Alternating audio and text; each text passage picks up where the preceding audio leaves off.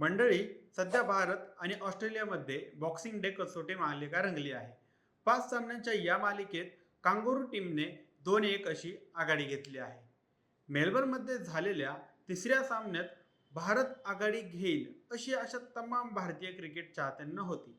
पण हाती लागली ती निराशाच. हा सामना भारतीय संघाने हरला असला तरी आता भारतीय क्रिकेट संघाचा कर्णधार रोहित शर्मा आणि विराट कोहली यांच्यावर सगळं खापर फोडण्यात येत आहे. सोशल मीडियावर रोहित आणि विराटच्या निवृत्तीची जोरदार चर्चा सुरू आहे. रोहित शर्मा आणि विराट कोहली यांचा अंतिम कसोटी सामनाही आता दूर नाही अशा चर्चांनी वेग घेतला आहे. आता असं का झालं? रोहित आणि विराट यांचा हा शेवटचा सामना असेल का? याच प्रश्नांची उत्तर सांगणारा हा व्हिडिओ. नमस्कार, मी सनी आणि तुम्ही पाहताय दैनिक राज्य लोकतंत्र. 29 जून 2024 रोजी रोहित शर्माच्या कॅप्टन्सीखाली भारतीय संघाने T20 वर्ल्ड कप जिंकला. यानंतर संघातील सिनियर खेळाडू रोहित आणि विराटने T20 इंटरनॅशनलमधून निवृत्ती घेतली. पण हे दोन्ही खेळाडू वन डे आणि टेस्ट क्रिकेटमध्ये आणखी काळ खेळताना दिसतील हे स्पष्ट झालं होतं. पण आता ऑस्ट्रेलियामध्ये सुरू असलेल्या बॉक्सिंग डे मालिकेत दोघांचा खेळ पाहता रोहित आणि विराट यांनी निवृत्ती घ्यावी अशा चर्चा सुरू आहेत. बॉक्सिंग डे या मालिकेत भारत आणि ऑस्ट्रेलिया यांच्यात 5 सामने रंगले आहेत. यातील पहिलाच सामना भारतीय संघाने आपल्या नावावर केला आहे. 22 ते 25 नोव्हेंबर या कालावधीत झालेल्या या पहिल्या सामन्यात भारताने तब्बल 295 धावांनी विजय मिळवला होता. या सामन्यासाठी कर्णधार रोहित हजर नव्हता, पण विराट कोहलीने दुसऱ्या इनिंगमध्ये 143 चेंडूत शतक ठोकून आपल्या क्लासची झलक दाखवली होती. पण दुसरीकडे युवा खेळाडू यशस्वी जयस्वाल याने 297 चेंडूत 161 धावा ठोकत भारतीय संघाला विजय मिळवून दिला. आता गाडी रुळावर आली आहे असं भारतीय क्रिकेट चाहत्यांना वाटत असताना 6 डिसेंबर ते 8 डिसेंबर या कालावधीत मालिकेच्या झालेल्या दुसऱ्या सामन्यात कांगारू टीमने कमबॅक करत 10 विकेटने विजय मिळवला. या सामन्यात पहिल्या इनिंगमध्ये विराट कोहली 9 चेंडू आणि धावा केवळ 7, रोहित शर्मा 23 चेंडू आणि धावा फक्त 3.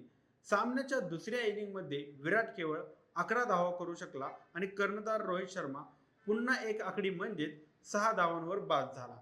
संघातील सिनियर खेळाडू दुसऱ्या सामन्यात फ्लॉप ठरले. यामुळे ऑस्ट्रेलियन टीमसाठी सामना सोपा झाला आणि त्यांनी विजय खेचून नेला. मालिकेचा तिसरा सामना ड्रॉ झाला. पहिल्या इनिंगमध्ये स्टीव्ह स्मिथ आणि ट्रॅव्हिस हेड यांनी भारतीय गोलंदाजांना चोपून काढलं. स्मिथ 101 आणि हेड 152.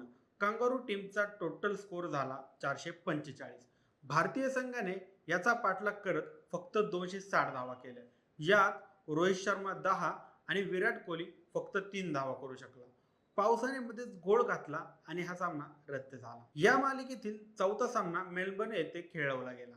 पहिल्या इनिंगमध्ये स्टीव्ह स्मिथच्या 140 धावांमुळे ऑस्ट्रेलियन टीमने 474 धावांचा डोंगर उभा केला. या सामन्यात तरी विराट आणि रोहित चालतील अशी आशा सर्वांनाच होती. पण रोहित शर्मा पुन्हा 3 धावा करून बाद झाला, तर विराट केवळ 36 धावांवर बाद झाला. सामन्याच्या दुसऱ्या इनिंगमध्ये देखील रोहित 9 आणि विराट 5 एकेरी धावसंख्या करून बाद झाले. रोहित आणि विराट टोटल फ्लॉप गेले. यामुळे ऑस्ट्रेलियाने सामना अलगद आपल्या पदरात पाडून घेतला. आता शेवटचा सामना 3 जानेवारी ते 5 जानेवारी पर्यंत खेळवला जाणार आहे. भारतीय संघाला कोणत्याही परिस्थितीत हा सामना जिंकावा लागणार आहे, कारण याचा थेट परिणाम जून 2025 मध्ये होणाऱ्या वर्ल्ड टेस्ट चॅम्पियनशिपवर होणार आहे. भारतीय संघाला या वर्ल्ड टेस्ट चॅम्पियनशिपसाठी क्वालिफाय व्हायचं असेल तर पहिला हा सामना जिंकावा लागणार आहे आणि सोबतच ऑस्ट्रेलियाचा श्रीलंका सोबत होणारा सामना ऑस्ट्रेलियाने हरला पाहिजे, तर भारतीय संघ वर्ल्ड टेस्ट चॅम्पियनशिपसाठी क्वालिफाय होऊ शकतो. आता कितीही केलं तरी भारतीय संघाला दुसऱ्यावरच अवलंबून राहावं लागणार आहे. याचं मुख्य कारण रोहित आणि विराट आहे असं म्हणलं जात आहे.